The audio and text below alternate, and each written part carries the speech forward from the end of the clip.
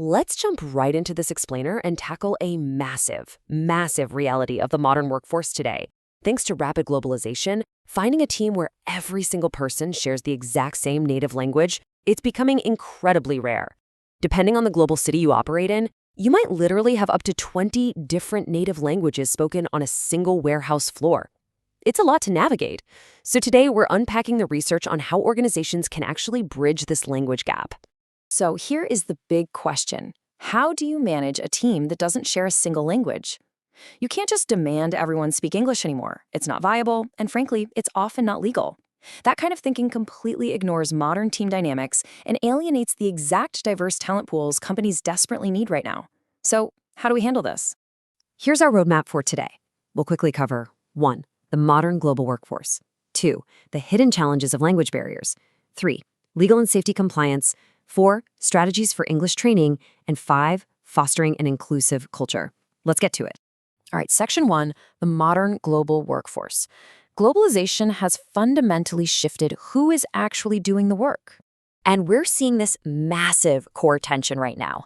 On one hand, you have these outdated, rigid, English-only policies that basically just build walls and trap your best people in communication silos. On the other hand, there's the modern, multilingual, inclusive approach. And the research is super clear on this. Organizations that actually embrace multilingualism, they reduce mistakes and tap into global talent way more effectively, which is absolutely crucial for competing in today's fast-paced markets.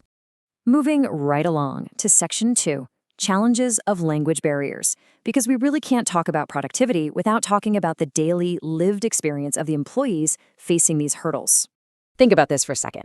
Imagine being incredibly, incredibly good at your job, but you literally can't voice a crucial idea in a meeting just because of a language gap. It's so isolating. Highly skilled non-native speakers often get unfairly stereotyped as less capable simply because of this barrier. You get misunderstood intent, and worse, a real hesitation to ask questions when things go wrong. Ultimately, that is a huge loss of intellectual capital for the entire team. Which brings us to Section 3, legal and safety compliance. Because this isn't just about empathy, right? Ignoring these language gaps presents massive operational risks. Just look at this dual threat.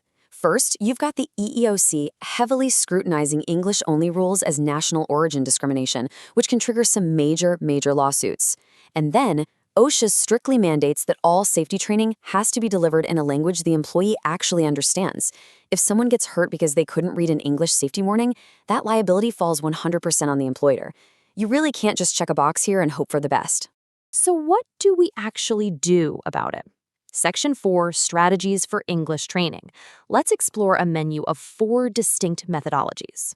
First up is traditional ESL. These are your standard, formal, after-hours classes aimed at building overall deep literacy. It works, for sure, but let's be real. Asking an adult to sit through a grammar class after a grueling shift, especially if they have heavy family obligations waiting at home, that is a massive hurdle. Option 2 is vocational English. Now, this is an incredibly efficient model. Instead of learning general conversational stuff or how to order a coffee, bilingual instructors teach the exact vocabulary, phrases, and safety warnings needed for a specific job. Because the concepts click so much faster, employees get integrated and stay safe on the floor in record time. Third, we have immersion. This basically mimics how kids learn, just listening and imitating native speakers naturally at work. It's organic, but honestly, it relies heavily on the patience of English-speaking colleagues to constantly assist and correct them. And in a fast-paced environment, you just can't always guarantee that kind of time. Finally, there's work-based literacy. These are fully customized, on-site lessons built entirely around an employer's specific operational needs. Whether they need to read internal software or greet a certain demographic of customers, this method gives you an immediate, highly practical return on your training investment. But here's the catch with all of these. You cannot just mandate a training system from the top down. As the research confirms, HR absolutely has to involve the employees in choosing the model that actually works for them. If you aren't asking your non-native speakers what their real learning roadblocks are or what time of day works best, the whole program is probably going to fail.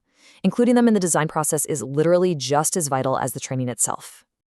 And that leads perfectly into our final section, Section 5, Fostering an Inclusive Culture. Because all the ESL classes in the world are entirely useless without the right environment. If the culture is divided, those communication bridges will just collapse. Look at this quote. The task of trust building is a central feature of the manager's role. Management is the absolute linchpin here. Leaders have to actively champion diverse thought. A brilliant, game-changing idea doesn't suddenly lose its strategic value just because it's delivered with an accent or broken grammar, right? Managers have to step in and set the tone if colleagues are ever being dismissive. So, how do managers actually pull this off? It boils down to 3 steps. Be proactive, encourage feedback, and monitor. Proactively create mixed teams where native and non-native speakers have to collaborate. Explicitly pause in meetings to pull ideas from everyone in the room. And crucially, constantly monitor comprehension. If an employee is a total rock star in their native language but struggles in English, your training isn't over yet. You've got to constantly adjust. I want to leave you with this provocative thought to mull over as you look at your own organization. Is your workplace simply demanding a common language, handing down an outdated mandate, and just hoping people catch up? Or are you actually investing the time, the tailored training, and the cultural empathy required to build a shared language together? Understanding that difference is exactly what separates a struggling workforce from a truly empowered, unstoppable global team.